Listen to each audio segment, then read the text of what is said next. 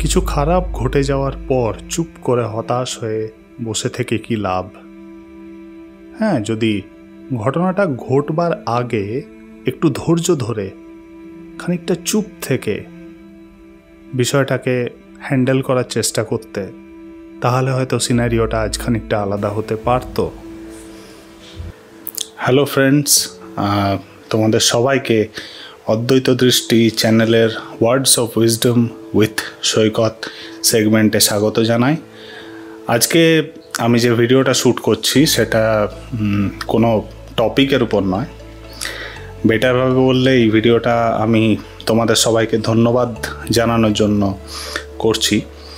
একটা ছোট good news আছে, সেটা হলো 3-4 মাস আগে আমরা এই চ্যানেলটা স্টার্ট করেছিলাম এবং দেখতে দেখতে আমরা আমাদের যে প্রথম মাইলস্টোন সেটা অ্যাচিভ করেছি। আমাদের 100 সাবস্ক্রাইবার্স কমপ্লিট হয়েছে এবং এটা আমাদের জন্য একটা খুশির খবর, এবং এর জন্য তোমাদেরকে সম্পূর্ণ অদ্বৈত দৃষ্টি পরিবারের তরফ থেকে অসংখ্য ধন্যবাদ। এইভাবেই আমাদের পাশে থেকো। এটা ফার্স্ট মাইলস্টোন যেটা আমরা অ্যাচিভ করতে পেরেছি, এবং আশা করি খুব তাড়াতাড়ি আমরা নেক্সট মাইলস্টোন অর্থাৎ 1000 সাবস্ক্রাইবার্স সেদিকে যাব। অনেক লম্বা যাত্রা, অনেক দূর যেতে হবে। তো আজকে আমি এই উদ্দেশ্যেই ভিডিওটা বানিয়েছি। থ্যাংক ইউ সো মাচ আমাদের পাশে থাকার জন্য, এবং আমরা নানা ধরনের উইজডম ভিত্তিক যে ভিডিও কন্টেন্ট সেগুলো লাগাতার আনতে থাকবো। অ্যাকচুয়ালি আজকেও আমি একটা ভিডিও ভেবেছিলাম যে রিলিজ করব, বাট সেটা সম্ভব হয়ে ওঠেনি, বিকজ আগামী যে 2-3টে কন্টেন্ট আমি বানাচ্ছি সেই 2-3টে কন্টেন্ট একটু রিসার্চ ড্রিভেন বলতে পারো। মানে কন্টেন্টগুলো বানানোর জন্য একটু রিসার্চের প্রয়োজন, তো সেই কারণে আমি একটু টাইম দিচ্ছি এবং আমি কোয়ালিটি কম্প্রোমাইজ করতে চাই না একদমই। সো বিকজ অফ দ্যাট আমি এই সপ্তাহটাতে কোনো কন্টেন্ট আনতে পারছি না। 100 জন মেম্বার হয়ে গেল আমাদের পরিবারের। আজকের দিনে যেখানে কেউ কারো কথা শোনে না, এত ব্যস্ত জীবন যাত্রা, সেখানে 100টা মানুষ আমাদের কথা শুনছে, আমাদের কন্টেন্টকে কনজিউম করছে, এটা বিরাট ব্যাপার, এটা বিশাল ব্যাপার আমাদের জন্য, ট্রাস্ট মি। এবং আশা করব এইভাবেই আমাদের পরিবার বাড়তে থাকবে। এই চ্যানেলটা যখন আমি স্টার্ট করেছিলাম আমার একটা উদ্দেশ্য ছিল। আমার উদ্দেশ্য ছিল যে সাধারণ মানুষজন নিজের জীবনকে অনেক জটিলভাবে কোথাও না কোথাও ব্যতীত করে, এবং সেটা কাম্য নয়। আননেসেসারি দুঃখের মধ্যে থাকা, আননেসেসারি ডিপ্রেশনের মধ্যে থাকা, যেটা কখনোই কাম্য নয়। নিজের মাইন্ডকে ম্যানেজ করতে না পারা, কোথাও না কোথাও ডিসিশন নেওয়া ইগো ড্রিভেন ওয়েতে, নানা ধরনের সমস্যা সমাজের মধ্যে চলছে এই মুহূর্তে। ইউথ কোথাও না কোথাও অনেকটাই দিশাহীন হয়ে পড়েছে। তো আমাদের এই ওয়ার্ডস অফ উইজডম উইথ সৈকত এই চ্যানেলটা স্থাপনের উদ্দেশ্য হলো কোথাও না কোথাও সেই ইউথকে একটা ট্র্যাকে ফিরিয়ে আনা।